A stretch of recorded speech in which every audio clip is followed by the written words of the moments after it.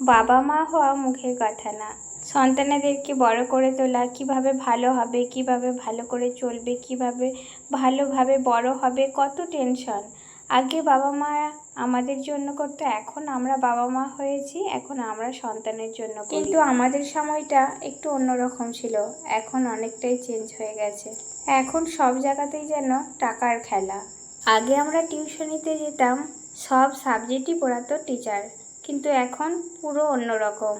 এখন আর সব সাবজেক্ট পড়ায় না, সপ্তাহে প্রত্যেক দিনও পড়ায় না। আগে রবিবারটা ছুটি থাকতো, বাদ বাকি দিনগুলো আমরা পড়তাম, আর বেশ টাইমও দিত। এখন কিন্তু আর সেই দিন নেই, এখন অনেক বদলে গেছে। এখন শুধু টাকার খেলা, আর কিছুই না। ছেলে যত বড় হচ্ছে তত যেন টাকার অঙ্কটা বেড়েই চলেছে। পড়াশোনায় প্রচুর খরচা, সব বাবা মার প্রতি সত্যি এটা টানা অসম্ভব হয়ে ওঠে। দিনের পর দিন পরিস্থিতি যেন কঠিনের থেকেও কঠিনতম হয়ে দাঁড়িয়েছে। যেমন শাক সবজি বাজার সবের দাম, তেমনি পড়াশোনার দিকেও প্রচুর খরচা। প্রত্যেকটা বাবা মাই চায় সন্তানদেরকে বড় করব, ভালো করে মানুষ করব, বড় করে তুলব, ভালো মানুষ হবে, কিন্তু উপায় সবার পক্ষে তো সম্ভব হয় না এখনের যা পরিস্থিতি। আজকে ছিল সোমবার, তো সকালে সব কাজকর্ম সেরে নিয়েছি, ছেলে স্কুল গেছে, বাড়িতেও এসেছে যথারীতি। তারপরে আমি টিউশনিতে দিতে গেছি, ওর খাওয়া দাওয়া হয়ে গেছে, আমাদেরও হয়ে গেছে। টিউশনিতে দিয়ে চলে এসেছি।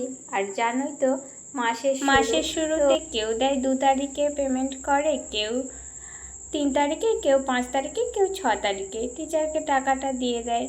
তো যথারীতি অনেকেই দিচ্ছে। তো আমরা সবাই মিলেই দাঁড়িয়েছিলাম, আমাদের মাঝে একজন টিচারকে টাকা দিতে গেল। সে ছিল গার্জেন, সে জানতো না যে এই বছর টাকাটা বাড়ানো হয়েছে। সে আগের বছর যেমন টাকা দিত সেই রকমই দিচ্ছিল। আমরা সবাই দাঁড়িয়েই দেখছিলাম। টিচার তখন গার্জেনকে ভালো মুখেই বলল, না এটা তো হবে না, এটা তো যখন থেকেও পড়ছে তখন থেকেই নেওয়া হচ্ছে, এখন বাড়াতে হবে। তখন সেই গার্জেন কোনো কথা বলল না, হাসি মুখে বলল ঠিক আছে। বলে দেখলাম সেই গার্জেনটা টাকাটা যে হাতে ছিল ব্যাগের মধ্যেও রেখে দিল, আর কিছু বলল না, হাসি মুখে 2-1টা কথা বলল, বলে চলে যাবে বলে ঠিক করলো। তখন টিচার বলল এই বছর থেকে ডবল টাকা দিতে হবে, আগের বছরে যেই টাকা দিতে তার ডবল। তো তখনও গার্জেন কিছু বলল না, হাসি মুখে যাবে বলে ঠিক করলো। তখন আমরা দেখছিলাম যে হ্যাঁ, মানুষটার কি হচ্ছে, তার যেন মানে কি বলবো, কি যে হচ্ছে যে আমি কিভাবে কি করব। তখন দেখছিলাম আর আমরা সবাই চুপ করেই গিয়েছিলাম, কিন্তু ওনাকে তো দিতেই হবে, তাই উনি শুধু টিচারকে একটা কথাই বললেন, বাড়াতে হবে? বলল হ্যাঁ।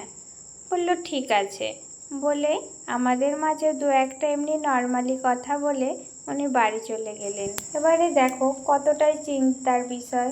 একটা সংসারে একজনের হিসাবই থাকে যে হ্যাঁ আমি এই খরচা করব, ওইটার মধ্যে ওইটা ঠিক চলে যাবে।